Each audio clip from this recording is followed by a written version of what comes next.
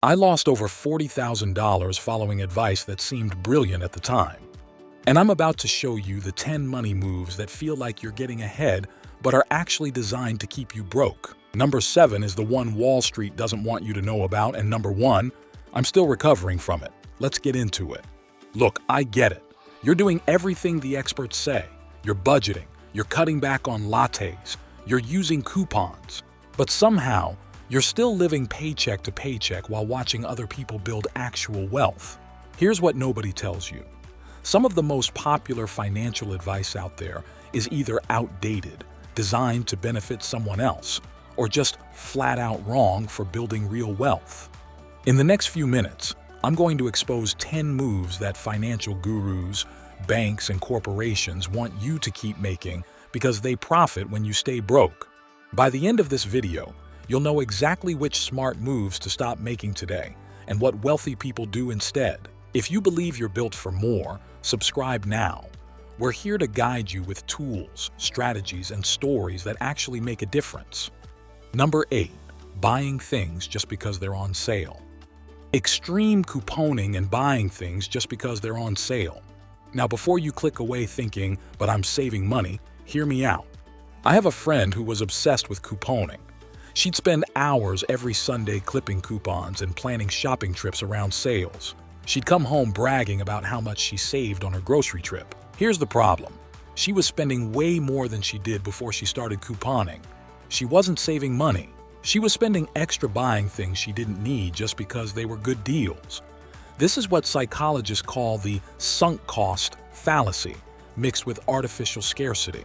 Retailers literally design sales to make you feel like you're losing money by not buying. Think about it. If you don't need an expensive jacket and you buy it because it's half off, you didn't save money. You spent money you weren't going to spend. The discount is irrelevant if the purchase itself was unnecessary. What wealthy people do instead is simple. They buy what they need when they need it, and they calculate cost per use. They ask themselves one critical question: would I buy this at full price? If the answer is no, you don't actually want it. You want the feeling of getting a deal, and that feeling is expensive. Number 7, paying for low-deductible insurance. Paying extra every month for low-deductible insurance. This one feels smart because you're protecting yourself, right? Lower deductible means less out of pocket if something happens. But here's the math nobody shows you. When you pay extra monthly premiums to lower your deductible, you're essentially paying way more per year to save a small amount once, if you even file a claim. Insurance companies love selling you low deductibles because they make massive profits. They know statistically how often you'll file claims. They've done the math. You haven't. What wealthy people do instead is take the highest deductible they can comfortably afford, bank the monthly savings, and build an emergency fund. That difference in premium payments over decades with compound interest becomes a significant sum. Your peace of mind is costing you real wealth. Number 6, financing depreciating assets. Financing things that lose value. Oh man, this is where I see people destroy their financial future and feel smart doing it. 0% financing for 4 years. No payments for a year. Your payment is only a few hundred a month. Here's what's actually happening. You're paying tomorrow's money for yesterday's value. A new car loses a massive percentage of its value the moment you drive it off the lot. It continues losing value rapidly over the first several years. But you're financing it over 6 or 7 years with interest. Let me paint you a picture. You finance a car, and 3 years in, that car is worth significantly less than what you still owe on it. You're underwater on a depreciating asset. What wealthy people do instead is follow one simple rule. If it goes down in value, pay cash. If it goes up in value, consider financing. They'll finance a rental property if it generates returns higher than the interest rate. But they'll never finance a couch. Buy the used car. Buy the smaller TV. Buy what you can afford today. Then invest the difference. Those car payments invested for decades become life-changing wealth. That's the real cost of financing depreciating assets. Number 5, keeping all your money in savings accounts. Keeping all your money in traditional savings accounts. This is the one banks really don't want me talking about. You walk into a bank. You open a savings account. The banker smiles and congratulates you on being financially responsible. You're earning a tiny percentage in annual interest, except inflation is running much higher than that interest rate. So your money and purchasing power is actually losing value. You didn't make money, you lost purchasing power. The bank paid you pennies to let them use your thousands to make hundreds in profit, and you thank them for it. Meanwhile, you know what wealthy people's money is doing? It's in investments averaging much higher returns annually. It's in high-yield savings accounts. It's in bonds. It's in money market accounts. It's working. The difference over decades is staggering. It's the difference between modest growth and wealth that compounds into serious financial security. Number 4. Trading time for money indefinitely. Working more hours instead of earning smarter. I lived this one. I was working crazy long weeks, picking up every overtime shift, doing side gigs on weekends. I thought I was hustling. I thought this was the path to wealth. After years of grinding, you know what I had to show for it? Chronic fatigue, no social life, and a bank account that was barely bigger than before. Here's why. When you work excessive overtime, you enter higher tax brackets. You have no time to meal prep, so food costs skyrocket. You have no time to shop smart. You make stress purchases. Your mental health declines. The net extra income after taxes and lifestyle costs is often shockingly low per hour, sometimes less than your base rate.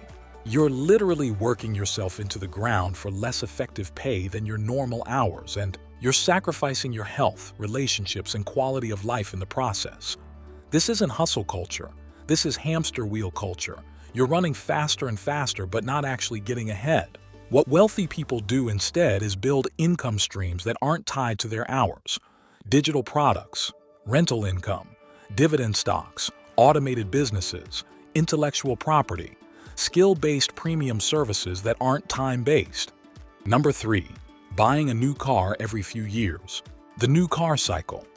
This might be the single most wealth-destroying habit that feels responsible and necessary. Let me tell you about someone who buys a new car every few years because it's paid off and they want something reliable with a warranty. Over the years, they pay enormous amounts in car payments and down payments. Their cars are cumulatively worth a fraction of what they paid. They've lost hundreds of thousands of dollars. Meanwhile, someone else bought a quality used car and drove it for over a decade with reasonable maintenance. Their total cost is dramatically lower. Their total loss is minimal. What wealthy people do instead is buy quality, used cars that are a few years old, drive them for 10 to 15 years, and invest the difference. The formula is simple. Never spend more than a reasonable percentage of your gross annual income on a car. Every dollar not spent on automotive depreciation is a dollar that can compound into actual wealth. Number 2. Contributing just enough for the company match.